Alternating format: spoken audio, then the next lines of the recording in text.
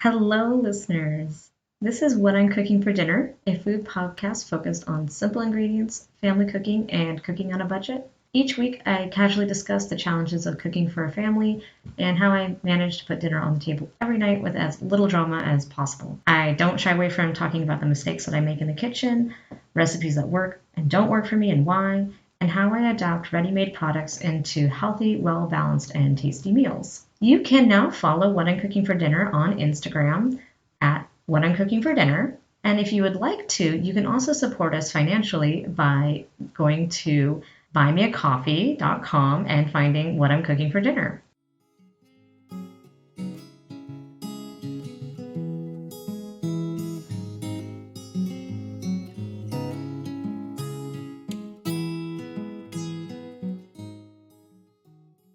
All right, so in this week's episode, we are going to be talking about easy French dip sandwiches with green goddess butter, Thai black pepper chicken and garlic noodles, turkey homemade hamburger helper, caramelized onion and balsamic tomato tarts, sprouted purple broccoli tarts with blue cheese and hot honey, potato and corn salad with Italian chili pepper vinaigrette, and salmon sandwiches with lemon caper mayo.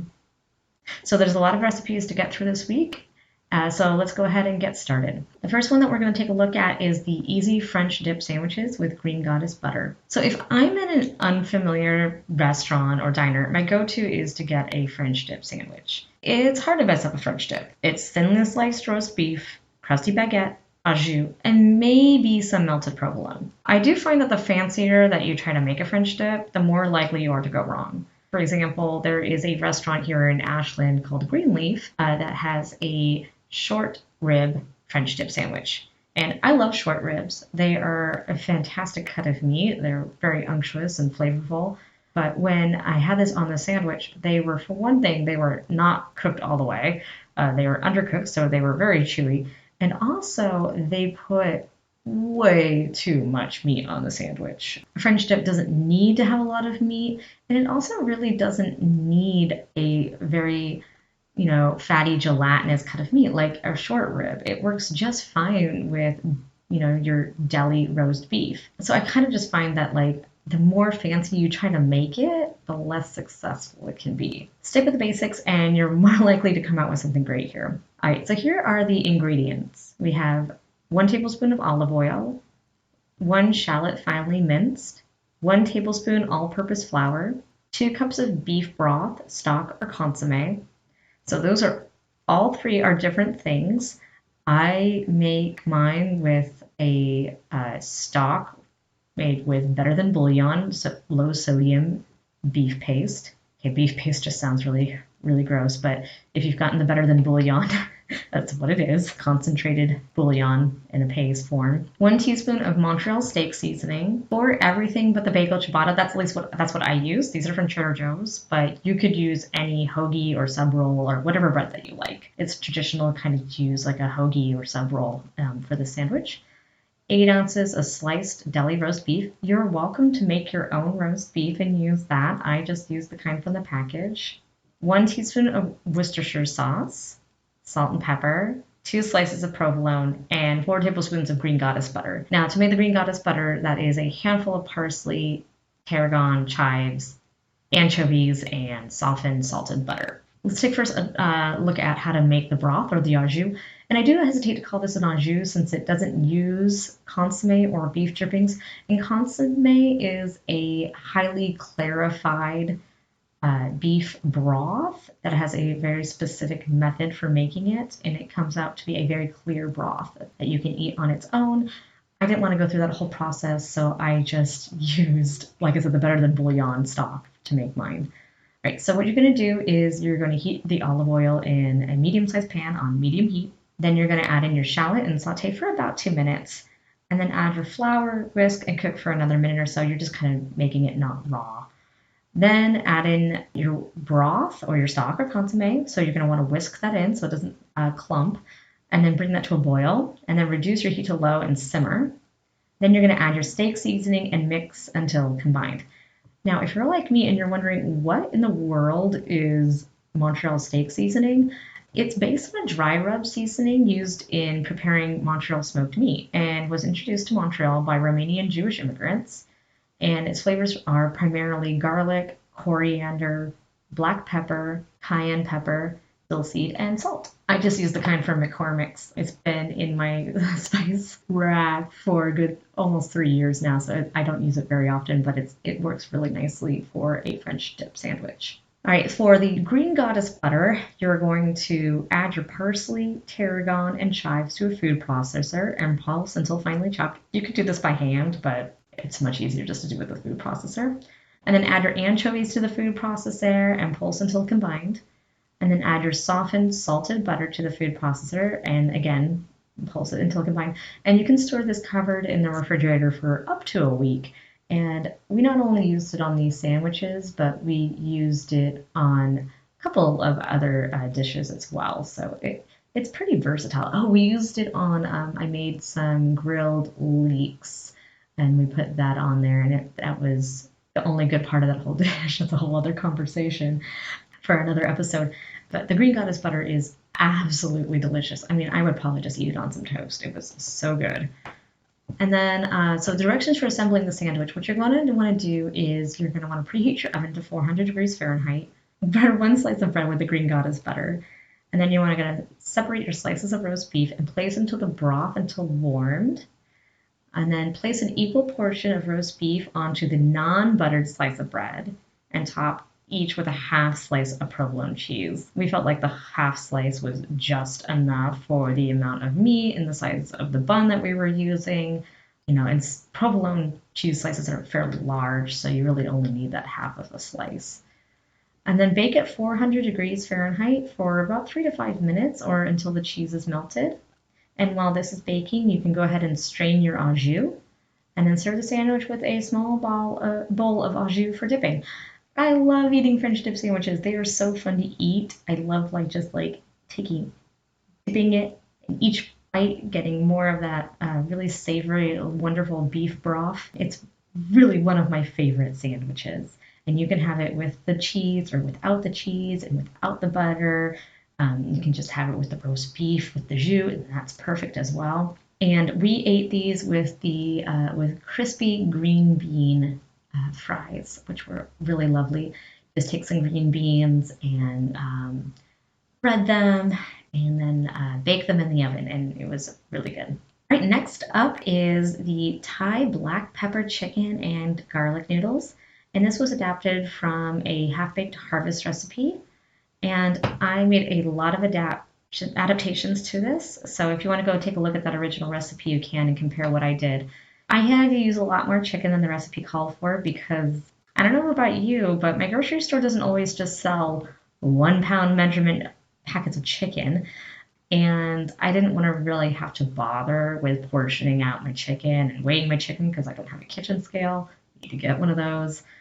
So I used more chicken. I used about 1.5 pounds, so I ended up having to times everything by 1.5. So those measurements reflect that. If you want to, you can follow the original recipe and only use 1 pound of chicken.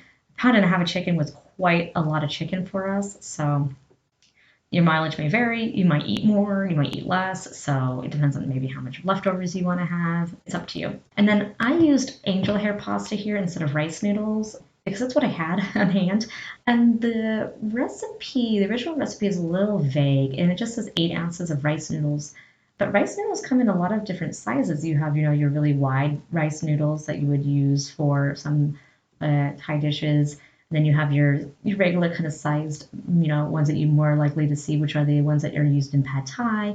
And then you have vermicelli, which are the really thin rice noodles, which are the ones that you would use in like a spring roll. So I wasn't really sure what kind of rice noodles that the recipe was calling for. I'm going to guess it's that one that you see the most often, which is the pad thai sized rice noodles. I also added peas because I wanted more green to this and more vegetables. I always want more vegetables than most recipes call for. And, honestly, this dish was okay. It was fairly tasty in that kind of like Panda Express kind of way the food can be really tasty. It's really it was flavorful, but it was overly sweet. And not so much that it was like, oh my God, this is so sweet, like you would like maybe eating like orange chicken. but it was heavily skewed towards sweet and it wasn't balanced. It really needed more acid. And maybe that was a fault on my part. The recipe did call for just, juice of a lime. Limes vary a lot in their juice, right? So my lime might not have been as juicy as the limes that the original recipe writer was able to get.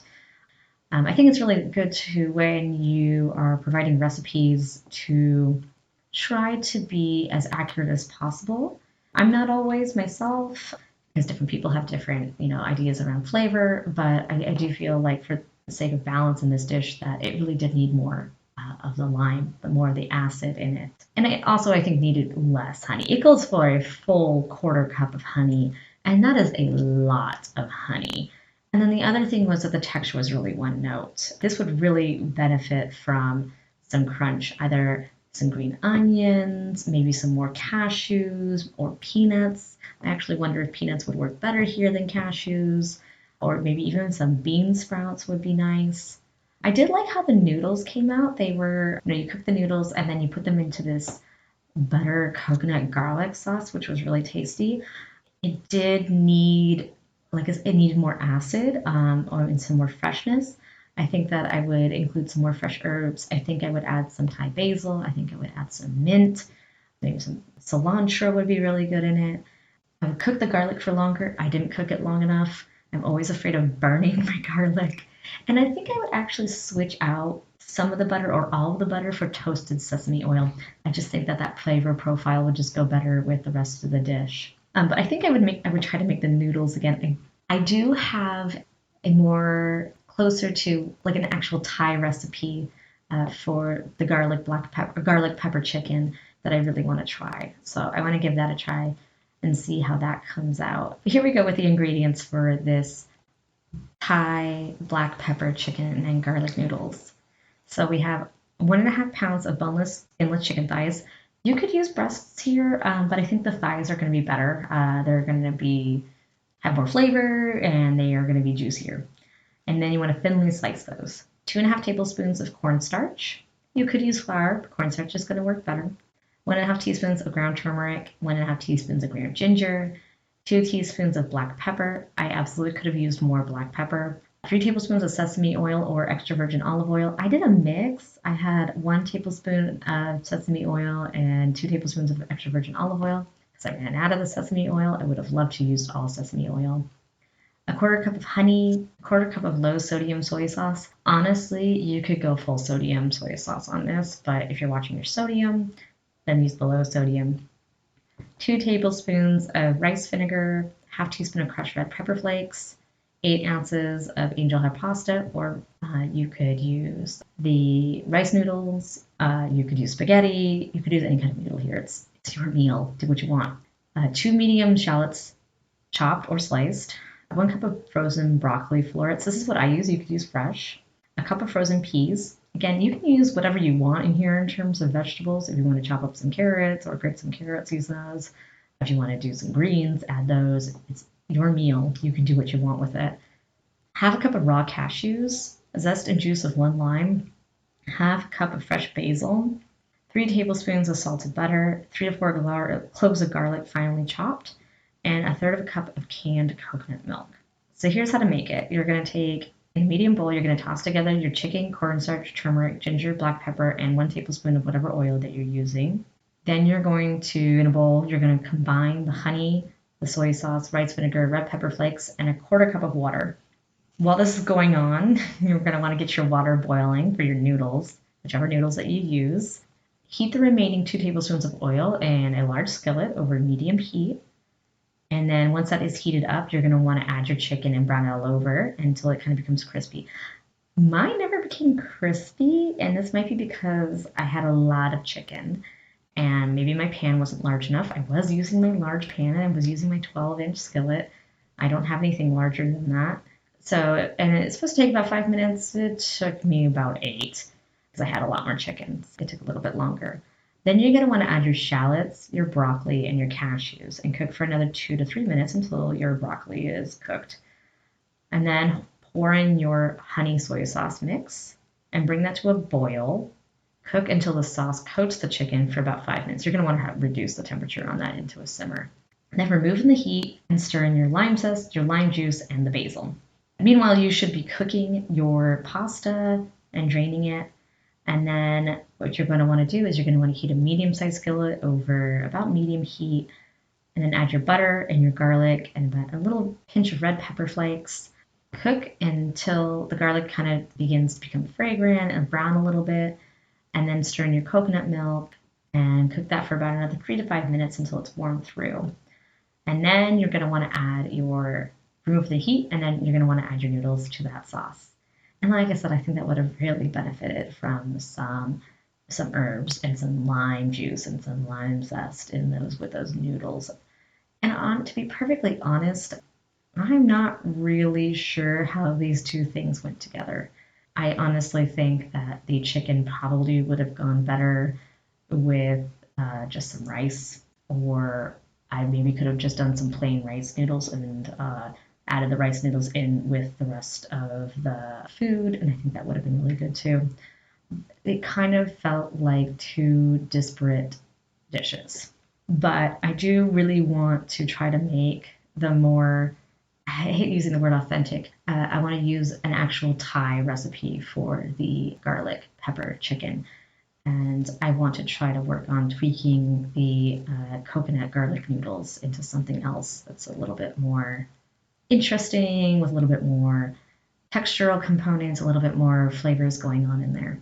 All right, so next up we have a really fun dish, and this is another take on homemade Hamburger Helper. So if you might remember from a couple of episodes ago, I tried a healthier homemade one-pot Hamburger Helper recipe from Half-Baked Harvest, and I was not excited about it. It had some issues for me, and so I really did want to try this again because cheeseburger pasta, it's good. It's a great idea.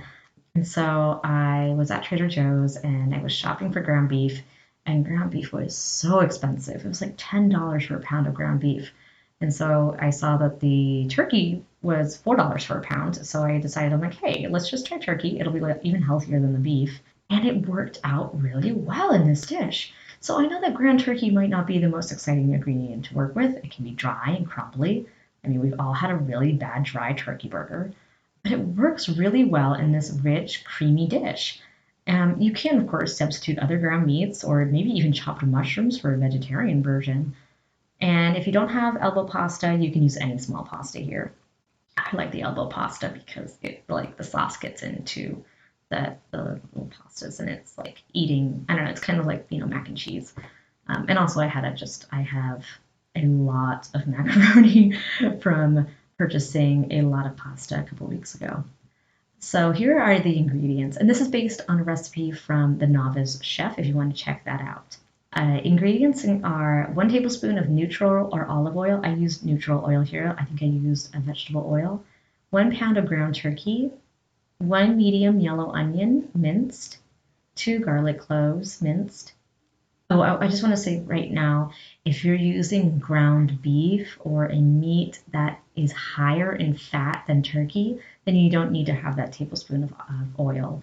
Now, the tablespoon of oil there is really because the turkey does not have a lot of fat, and it's a rather lean meat. So back to our ingredients list. 2 tablespoons of all-purpose flour, 2 cups of low-sodium beef broth, 1 cup of tomato sauce, 1 teaspoon of dried oregano, a half teaspoon of smoked paprika, a half teaspoon of garlic powder, 2 cups of elbow pasta, half a cup of heavy cream. You probably use half and half or whole milk here. 2 cups of shredded cheddar cheese, 2/3 of a cup of frozen peas. That was a guess measurement. I kind of just added a bunch of peas to it. And then salt and pepper to taste. Now to make this, what you're going to want to do is you're going to want to get a large pan with a lid. You have to have a lid for this dish. And then you're going to heat your oil about over medium-high heat, and then add your ground turkey and brown. This is going to take about maybe 5-6 minutes.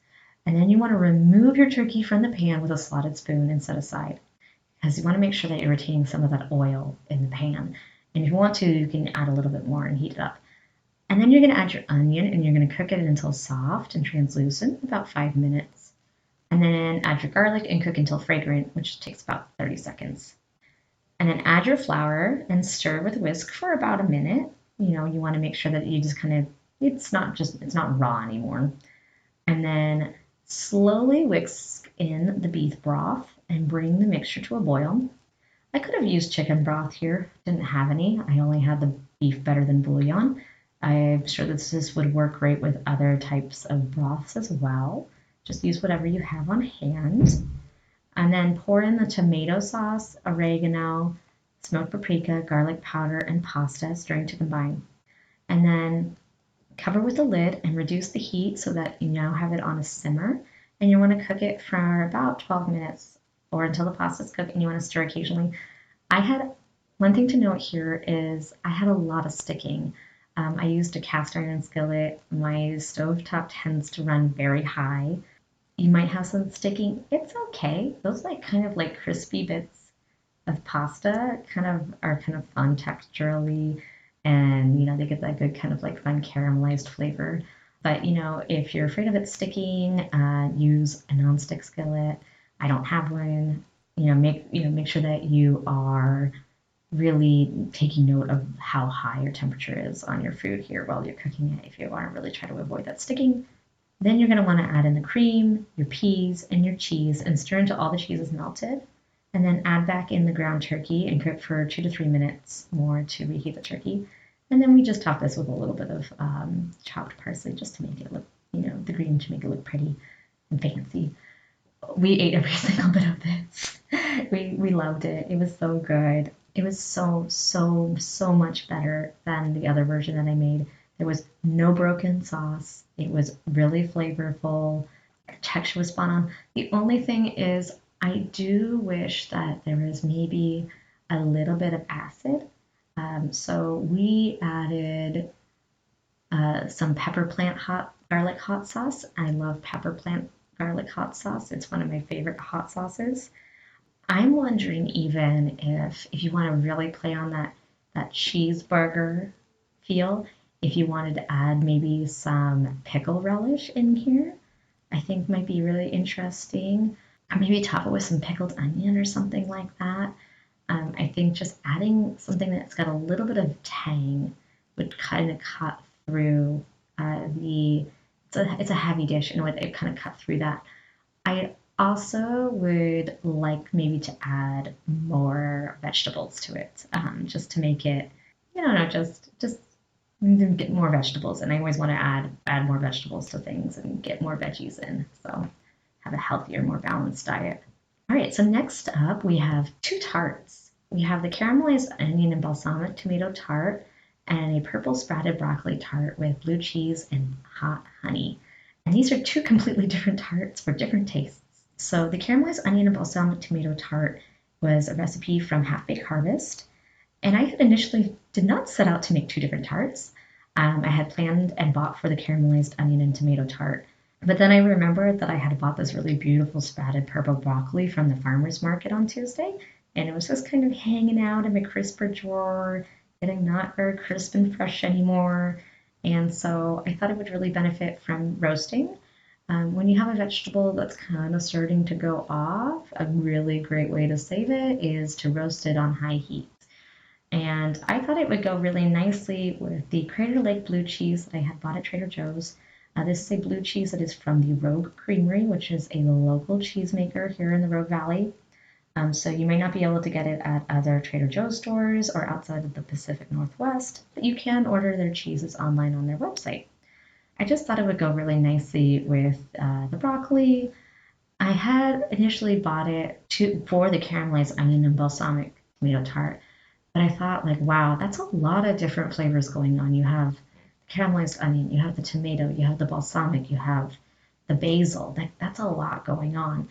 I thought it would be too much and too many disparate flavors that might be kind of clash against each other. And the original recipe for the tomato tart calls for Havarti and cheddar. I like cheddar just fine. Sometimes I don't like it as my primary cheese flavor in something. I also don't know how I feel about it going with tomatoes. So instead I got mozzarella, and I was buying Parmesan for another dish. So I thought the mozzarella and the Parmesan would go nicely together with the tomatoes. And for the broccoli one, I thought that the spicy honey would go really nicely because I was thinking kind of like, okay, hot sauce and blue cheese go together, and honey and blue cheese go together. So why not spicy honey and blue cheese? It should go perfect together. And I had the spicy honey just hanging out in my cupboard for ages, and I haven't really used it. So I wanted to get some use out of it. All right, so here is the ingredients for the tomato tart. And so this is the caramelized onion and balsamic tomato tart from Half Baked Harvest. You can go and check out the original recipe over on their website. So here's the ingredients. 2 tablespoons of extra virgin olive oil, 1 yellow onion thinly sliced, 1 teaspoon of honey, kosher salt and black pepper.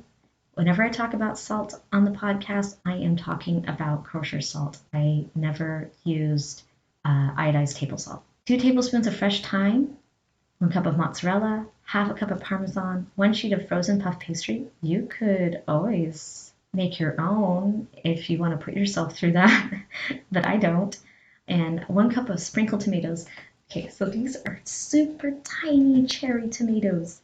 You can use regular sized cherry tomatoes, but I thought this would be so cute with the little tiny tomatoes. 2 tablespoons of balsamic vinegar and 1/4 cup of fresh basil. You could use dried basil here, but I have fresh. And a pinch of crushed red pepper flakes and 1 egg beaten. And here's the instructions. So first you want to preheat your oven to 425 degrees Fahrenheit and line a baking sheet with parchment paper. A half sheet baking sheet is just fine here. Use 1 sheet for each set of tarts. Heat 1 tablespoon of olive oil in a large skillet over medium-high heat, and then add your onions and your honey and cook for 5 minutes. And then you want to cook until softened, and then season with salt and pepper and cook for another 5 to 10 minutes until your onions are caramelized. Then you want to add your garlic and your thyme, cook for another minute, then remove from the heat. Then in a bowl, you want to combine your remaining olive oil, tomatoes, balsamic vinegar, basil, crushed red pepper, and then a pinch of salt and pepper. And then to prepare your pastry, you want to put your pastry sheet on a flat, clean, floured surface, and then gently roll out the sheets to kind of stretch them slightly. And then you're going to cut each sheet into 4 squares and place onto the prepared baking sheet. So you're going to end up with 4 tomato tarts and 4 broccoli tarts, okay? Or you could double this recipe and you could make 8 tomato tarts, or you could double the broccoli recipe and make 8 broccoli tarts, okay? And so once you've cut your squares, you're going to evenly top each square with the onions, and you want to leave about a 1/4 inch border, and then top with both kinds of cheese, and then mount the tomatoes over the cheese and kind of press them in so that the cheese so they stick. And then you're going to want to kind of just fold the pastry edges in towards each other. You're going to need to most likely give it an egg wash first to get it to stick, and then transfer to the oven and bake. It's going to take about 20-25 minutes. I did mine for 25 minutes. And you want to do this until your pastry is golden and your tomatoes burst open. And then top these with fresh thyme. I personally don't like tomatoes, but my kids do, and my husband does. I was making this for them. I did try one without the tomatoes, and I honestly thought it was a little wet, and I thought it had too much cheese. I mean, we're talking a lot of cheese on each of these. So we have 1.5 cups of cheese total, and then you're spreading that across 4 tarts. That's quite a bit of cheese on each tart, and I felt like it was a little too much. And I just honestly, with the balsamic vinegar and the olive oil and the onions, there was a lot going on here, and there's a lot of moisture. Maybe with the Havarti and the cheddar, it would be a little less moist, or I am not sure. But I almost kind of wish that I had left the balsamic out of the tomatoes, and then maybe used a balsamic reduction on top. And that might have reduced the wetness, because you don't want soggy pastry, and I ended up with soggy pastry a little bit. All right, for the broccoli tarts, which were vastly superior, you want 1 bunch of sprouted purple broccoli. You could use regular broccoli here. You could probably use kale here. You could use maybe spinach here. Just a green veggie. Use whatever you want. Tarts are an excellent way of just using up little bits and ends of vegetables and different things and cheeses. It's just a really great way to use up all that stuff. Then you're going to have 1 sheet of thawed puff pastry, a half cup of Crater Lake blue cheese. You could use any blue cheese. I like the Crater Lake blue cheese because it is a really nice balance of the funkiness of a blue cheese with a little bit of sweetness and a little bit of acidity that sometimes happens with blue cheeses. It's just a very nice blue cheese. It's a very nice gateway blue cheese for non-blue cheese lovers. And then a 1/4 cup of mozzarella cheese. You could use any other cheese here. You could just use all blue cheese if you want to. And then hot honey or spicy honey to taste. I didn't measure this, I just drizzled it on top. So what you're going to do is, again, you're going to preheat that oven to 425 degrees and line a baking sheet with parchment paper. Then prepare your pastry like you did for the tomato recipe. And then you're going to evenly top each square with both of your cheeses and your broccoli. And then drizzle the hot honey on top to taste. And then fold your pastry edges inward with the egg wash on them. And then bake in the oven for about 25 minutes until the pastry is golden. And then I topped mine with more hot honey. And oh my gosh, so like the roasted broccoli with that blue cheese, that rich blue cheese, and iciness and sweetness of the honey, it all just worked so well. This was so good. I wanted to eat so much. I really, really liked it. And it was definitely considered to be the better of the 2 tarts. Try it out. Try different cheeses, try different vegetables. It's a very flexible method, and it can be a great way to, like I said, use up all those different vegetables that you may have or different cheeses that you may have lingering in your refrigerator. Okay, so not quite last up, we have 2 more recipes, my mistake there. We have a potato and corn salad with anchovies and Italian hot chili pepper vinaigrette. I have strong opinions about mayo-based salads, and I use the word salads in big quotation marks here. I really hate them. I really hate them.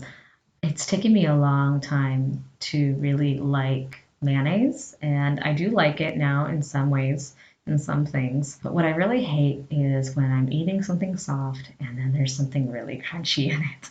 And I don't know that there's going to be something crunchy in it, and it's a surprise. And this is a personal issue.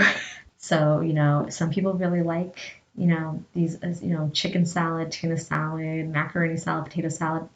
I don't. But I do like vinaigrette-based potato salads. Most of the time this has been in the form of like a mustard-based vinaigrette. The sharpness of that vinegar plays really well with the earthy, almost kind of buttery potatoes when you get a very waxy potato. And the corn here was an afterthought. I had some roasted frozen corn from Trader Joe's, hanging out in my freezer. There was just a very small amount left in the package.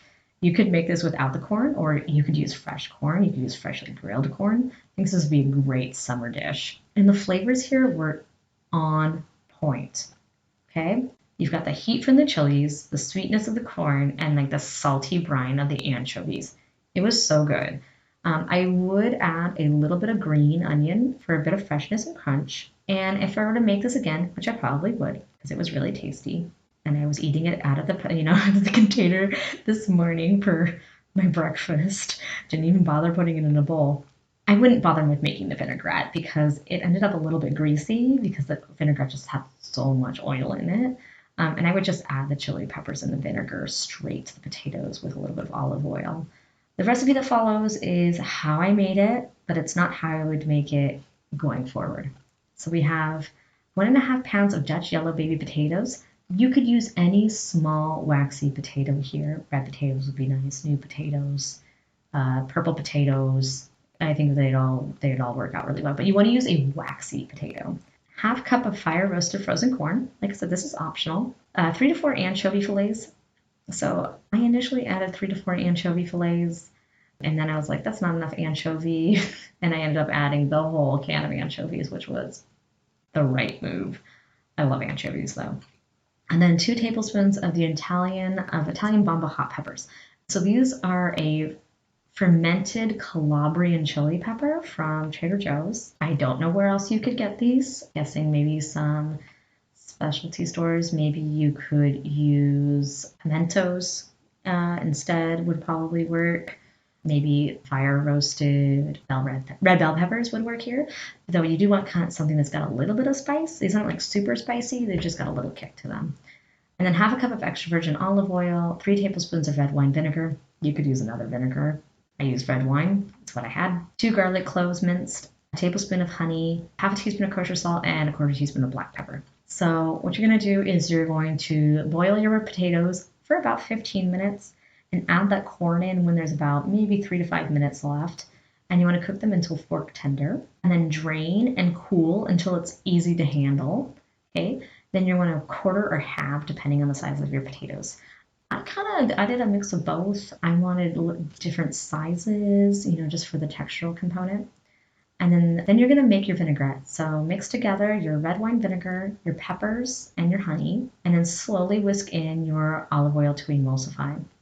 And then season with salt and pepper. And then mix the potatoes with the vinaigrette and the anchovies. It's so good and it's so pretty, and I think it just makes a really lovely side dish for, if you're going to a barbecue or, a cookout for the summer. This would make a really excellent side dish. All right, and lastly, this is really the last recipe. This is a little bit of a longer episode. We have the salmon sandwich with avocado, arugula, and lemon caper mayo. So this sandwich was an attempt at me creating my favorite sandwich from the restaurant Grapevine, which I had the opportunity to go to while we were on vacation in Mountain View. And I love this restaurant way more than I should. And my recreation actually worked really well. And I want to put this lemon caper mayo on pretty much everything. I think it would go really well with chicken or other fishes and seafood, or maybe even a dip for a crudité platter. So some cut up bell pepper or carrots and celery. I think it would go really well. I would probably even eat it with some French fries or tater tots. So here's the ingredients for the sandwich. One salmon fillet. And this was for 4 people, so we were able to make this. It depends on the size of your salmon fillet, but we were able to cut it up and make it work for 2 adults and 2 small children. An avocado, a handful of arugula per sandwich. You could use spinach, but I like the arugula. 4 hamburger buns. You could use another roll here. A potato roll would probably be really nice, or a Kaiser roll. Organic hamburger buns from Trader Joe's are the best hamburger buns I've ever had. I know there's a big thing right now for using brioche hamburger buns. Not my thing. I don't really like them. These hamburger buns from Trader Joe's, they're light and fluffy, but also have good squish and density. They're really flavorful. They've got a nice buttery flavor without being greasy. They're just so good. One thing to note though with Trader Joe's breads and their rolls and their bagels, things like that, is they do not contain preservatives, so they go bad very quickly. So the thing to do is to either use them within a day or 2 of buying them, or pop them in the freezer. Don't refrigerate your bread. Put it in the freezer. It will defrost and thaw real quickly within a few minutes, okay? And especially if you're toasting, it's not going to make a damn bit of difference, okay? You do need to pay attention. Their bread does mold very quickly because it does not have preservatives. And then we have the lemon caper mayo. And so this is a half a cup of mayonnaise. I use the Trader Joe's organic mayonnaise. You can use whatever mayonnaise you want. That includes Miracle Whip. I'm not going to judge you. Zest from a lemon, a tablespoon of lemon juice, a tablespoon of chopped capers, 2 teaspoons of chopped fresh parsley. You could use tarragon or another herb of your choice, 1 garlic clove minced, 2 tablespoons of extra virgin olive oil, and salt and pepper to taste. I also had, I forgot to mention this, a little bit of salt and pepper and smoked paprika for the salmon. So here's how to make it. You bake your salmon first. So preheat your oven to 400 degrees for about 15 minutes. Don't preheat it for 15 minutes. Preheat your oven and then bake your salmon for about 15 minutes. But this is going to really vary on how thick your fillets are, okay? Our fillet was really thick on one end and really thin on the other end. So one side cooked faster, so about 3/4 of the way through the cooking process, I removed that section and then cooked the rest. And then while that's cooking, you're going to want to make your mayo. So in a small bowl, whisk the mayonnaise, lemon juice, zest, parsley, capers, and garlic together, and then slowly whisk in your olive oil and season with salt and pepper. Toast your buns, cut the avocado, and then assemble your sandwich. You're going to want to place your salmon on the bottom bun, top with arugula avocado, and then spread the mayo on the top bun. I made the mistake of also putting the mayo on the bottom bun with the salmon, and it was too much mayo. It was too rich because the salmon that we got was really had a lot of fat in it. So it had a lot of really, good fish oils in it. But it was a lot. I would recommend only putting the mayo on the top. I think this would also be really nice, like with some pickled onion or something too on it. And I think this would go really great with, we ate it with the potato salad, but it would also go really nice with the crispy green beans. You could eat it with French fries, whatever side of your choice that you want to have with it. Really good sandwich, really good. I went ahead and did it. 100% would make it again. And I love the lemon caper mayo. But capers are pretty much one of the best things ever. I would love to use them in everything. That's just my thing. All right, so to wrap it up, just kind of review. We talked about easy French dip sandwiches with green goddess butter, Thai black pepper chicken with garlic noodles, turkey homemade hamburger helper, caramelized onion and balsamic tomato tarts, sprouted purple broccoli tarts with blue cheese and hot honey, potato and corn salad with Italian hot chili pepper vinaigrette, and salmon sandwiches with lemon caper mayo. All right, thank you so much for listening. If you like what you are listening to, please leave a review on whatever podcasting app you use.